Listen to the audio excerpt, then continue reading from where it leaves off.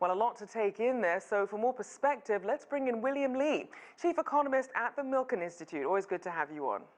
Thanks, Rachelle. So we'll start with China seeing its highest increase in factory gate prices since 2008 last month. Talk about the biggest factors at play. Well, Rachelle, you're seeing the new face of inflation, a supply-side bottleneck-based inflation where, as China has come out of the COVID crisis much earlier than everyone else, their production has really started to turn into high gear. And so the demand for raw materials has really skyrocketed to supply the goods and services that not just China, but the rest of the world wants. But we see that what's happening is that a lot of the factories and companies along the supply chain have had to absorb a lot of these price increases of raw materials because the consumer prices only went up by about 1.3, 1.8%, depending on how you measure it. And the key there is that there's so much competition and really a slow growth of demand that the cost increases just can't be passed on. That is the new face of inflation. How long will this persist is the real question that all of us economists are asking. So then to that point then, as you look at this trend, there seems to be no end in sight. What does that then mean for businesses and potentially consumers down the line?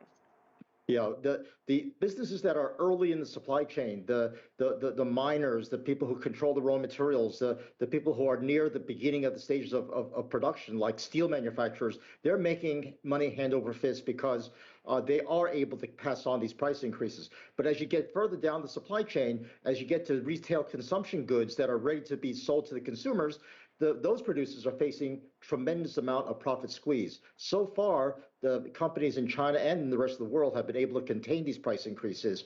And I think that once the demand settles in the rest of the world and we start to open up more evenly, we'll see the demand start to more equilibrate with supply, and these surges in demand and these surges in prices will be short-lived. So then is there anything that you expect the government to do in terms of policies in response to having more expensive raw materials? I think China is in a unique position because so much of the demand for raw materials comes from state-owned enterprises.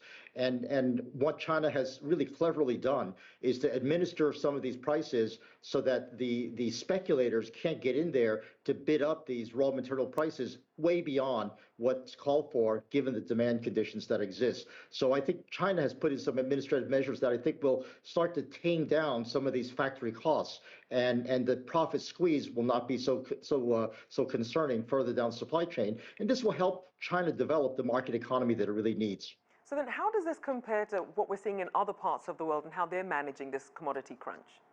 As I said, this is the new face of inflation. We in the United States are facing that same set of bottleneck price increases because the United States is much more services oriented than China is in its production. We see the services price increases come about by way of huge bonus payments for workers to come back to work. A lot of companies, especially the restaurants and hotel hospitality industry, are finding it difficult to have workers come back to work because people are still afraid of COVID. The child care facilities are not in place. Schools are not open. So a lot of the necessary infrastructure to allow people to come back to work have not been put in place. And because of that, companies have had to push bonus wage increases through, but I think that will be temporary. As I said, demand starts to trail off and people start to spend closer to their income instead of the huge savings they've saved. We'll see these price increases moderate.